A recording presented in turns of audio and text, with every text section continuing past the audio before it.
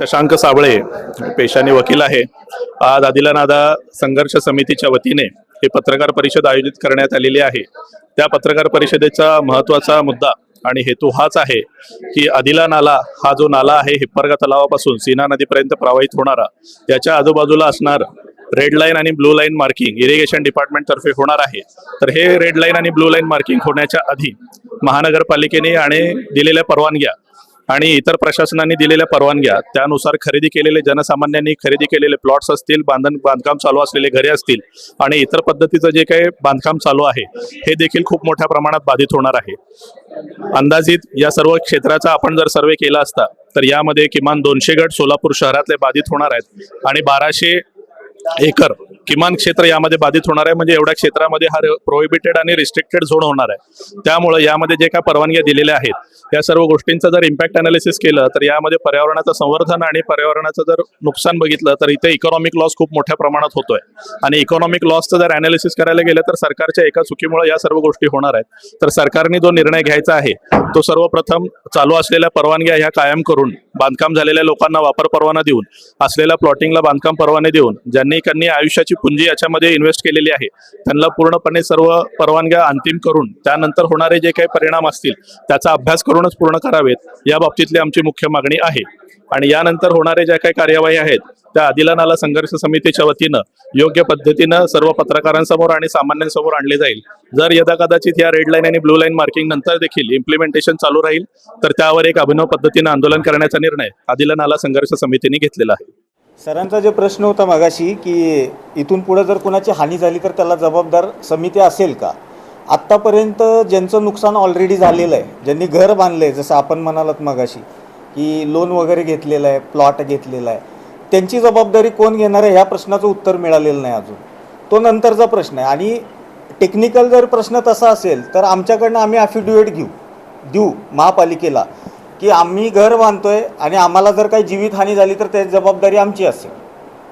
आमचा विरोध पूर्णपणे ह्या लाईनला आहे, कारण ह्या लाईनमुळं खूप नुकसान होतं आहे. आणि एक सिंपल बाजू आहे की आधी तो नाला म्हणून कन्सिडरेशन दिलेलं होतं खूप वर्षापासून, त्याला अचानक नदीमध्ये कन्वर्ट केलं आणि त्याच्यावर लाईन इम्प्लिमेंट केल्यामुळं हा प्रॉब्लेम येतो. आणि आमचा पूर्णपणे एकच मागणी आहे की जो 2023-43चा नवीन DP प्लॅन आहे जो आयुक्तांनी सिग्नेचर केलेला आहे त्याचप्रमाणे इथून पुढं परमिशन मिळत राहाव्यात. त्याच्यामध्ये लाईनचा कसलाही उल्लेख नव्हता. आणि दुसरं म्हणजे हे जर नाही झालं तर आम्हाला जे पुढची जी रणनीती असेल, जे आज सगळ्यांच्या माध्यमातून सांगू इच्छितो की पुढचे जे आम्ही सर्व नागरिक गोळा करून, आमच्याकडे आत्ता ताकद खूप कमी आहे कारण आम्ही गेले 8-10 लोकचं सगळ्या डिपार्टमेंटला वगैरे जातो, बरेचसे पत्रकार आम्हाला बघतात नेहमी. आमची ताकद नसल्यामुळं आम्हाला कोणी तसं व्हॅल्यू देत नाही आहे कुठं गेल्यानंतर. पण आता एकच आहे की सगळ्यांना संघटित करून मोठं आंदोलन उभं करायचं आणि ह्या लाईनला विरोध करायचा. आम्ही नगरसेवक लोकांना भेटलो, महापौरांना भेटलो, त्यांनी पण आम्हाला वचन दिलेलं आहे की जनरल बॉडी मीटिंगमध्ये प्रस्ताव आणून ज्या जुन्या पद्धतीनं परमिशन देत होते त्या पद्धतीनं इथून पुढं पण मिळत राहतील असं काय करता येतं का, त्यांनी त्यांच्या टेक्निकल काही गोष्टी तपासून त्यांनी आम्हाला ते करतो म्हणलेत. ह्याच 20 तारखेला ते होणार होतं पण विधान परिषदेचं ते आचारसंहिता चालू झाल्यामुळे ते रद्द झालं. आता ते पुढच्या ह्याला गेलेलं आहे. आणि बरेचसे म्हणजे 50पेक्षा जास्ती नगरसेवकांनी आम्हाला आत्तापर्यंत पाठिंबा दिलेला आहे ह्याच्यासाठी. शहरातले 3 आमदार पण आमच्याच बाजूनं आहेत. ते म्हणत आहेत की आम्हाला तुमच्या समस्या समजलेल्या आहेत. आणि 2 खासदार सोलापूर शहराचे हे पण आमच्याच बाजूनं आहेत. आणि बऱ्याचशा ज्या काही संघटना वगैरे आहेत, समाजसेवी संघटना, त्यांनी पण आम्हाला पाठिंबा दिलेला आहे. आणि असंच एक माणसं जोडून म्हणजे बांधव आमचे जे प्रभावित होणार आहेत ह्याला. आजचा एक उद्देश आहे की आमचा हा लाईनला विरोध आहे आणि आम्हाला संघटित करायचं सगळ्यात मेन. आणि आता विखे पाटलांची मंत्री साहेबांची मीटिंग आहे 3 तारखेला. आम्हाला पण आमदार साहेबांसोबत जायची जर संधी मिळाली तर आम्ही जाऊन तिथं पण आम्ही आमच्या व्यथा मांडायचा प्रयत्न करतो आहे. आणि पत्रकारांना तिथं ज्या काही गोष्टी घडतील, आम्हाला जर संधी दिली बोलायची तर ते पण आम्ही कळवू. लोकशाहीचा 4था स्तंभ म्हणून तुम्ही एका जरी व्यक्तीच्या घरी गेलात आणि त्याचा पर्सनल इंटरव्ह्यू जर केलात जो खराच प्रभावित आहे तरी तुम्हाला सगळ्या गोष्टी समजून जातील. ललिता सिद्धय्या स्वामी आहे. मी फ्लॅट घेतला, लई हैराण होणं. आम्हाला काय बांधकाम परवानगी मिळेना, काय नाही. आम्ही जरा ते सोनं विकून प्लॉट घेतलो ते सोनं असले तर आम्हाला किती पैसे आले असते आजपर्यंत. आम्ही प्लॉट मध्ये फायदा होईल म्हणून आम्ही घेतलो, त्याचा काय फायदा नाही, उरपटी झिरोवर आणून ठेवले. तर काय करायचं आम्ही आता, आम्हाला टेन्शन यायला. तर बांधकाम परवानगी पण नाही, विकावं म्हणलं तर लोक पण घेणार. रेखा सालीमठ. मी 4 वर्ष झालं जागा घेऊन, माझ्याजवळ 1 रुपये नव्हतं. मी इकडचं तिकडचं गोळा करून पैसे घालून जागा घेतलेला आहे. आता कोण घ्यायला तयार नाही. 4 वर्ष झालं मी विकावं म्हणलं तर कोण घ्यायला तयार नाही. थोडा सरकारला हे करा, आम्हाला न्याय द्यावा. मग खंडेराव जगन्नाथ शिंदे. मी गंगामाई सोसायटी इथे माझे प्लॉट घेतलेला आहे. त्या प्लॉटवर मी 2015ला माझा खरेदी आहे.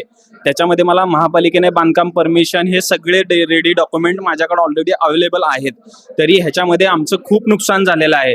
या प्रशासनाच्या मध्ये आणि जे डेव्हलपरच्या मध्ये आम्ही सामान्य नागरिक दबून चाललेलो आहोत. ह्याच्यामध्ये आम्हाला आर्थिक तर नुकसान आहे, मानसिक त्रास आहे आणि आम्ही रस्त्यावर यायची पाळी झालेली आहे आम्हाला. आता ह्याच्यामध्ये आम्हाला एक विषय आहे की प्रशासनानं आम्हाला ह्याच्यामधून काय ना काय निर्णय करून द्यावा, नाहीतर आम्ही रस्त्यावर उतरून प्रदर्शनं आंदोलनं करू. हे प्रशासनाच्या विरोधात एवढीच विनंती आहे. तरी प्रशासनानं सिरियस घेऊन हे करावं. योगी काटकर. आपण हे जे आदिला नाला संघर्ष समितीचं आता आंदोलनाचं स्वरूप सुरू करतोय, आता हे उद्या 3 तारखेला जलसंपदा विभागाचे विखे पाटलांच्या मीटिंग नंतर आंदोलनाची दिशा ठरेल.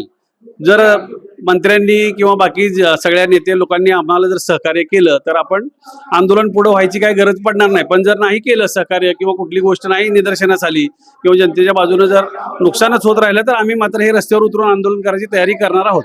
कृती समितीची मागणी आता अशी आहे की जो महाराष्ट्र शासनाचा UDCPRचा कायदा आहे त्याप्रमाणे पहिल्यांदा तुम्ही 6 मीटर त्याचं प्रॉपर रुंदीकरण करा. जे की कुठेही अख्ख्या त्या परिसरामध्ये 6 मीटर रुंदीकरण नाहीच आहे, 1-1.5 मीटरचं आहे. आणि खोलीकरण तर अजिबातच नाही, तिथून जनावरांना गवळी चालत फिरते.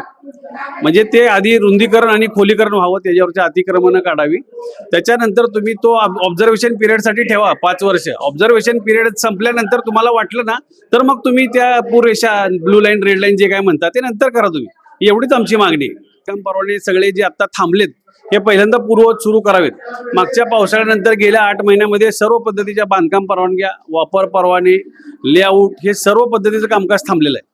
किमया ग्रुप घेऊन येत आहे जुळे सोलापुरात आपल्या स्वप्नांना प्रत्यक्षात साकारणारा 168 2 BHK आणि 3 BHK लक्झुरियस फ्लॅट्सचा भव्य प्रकल्प.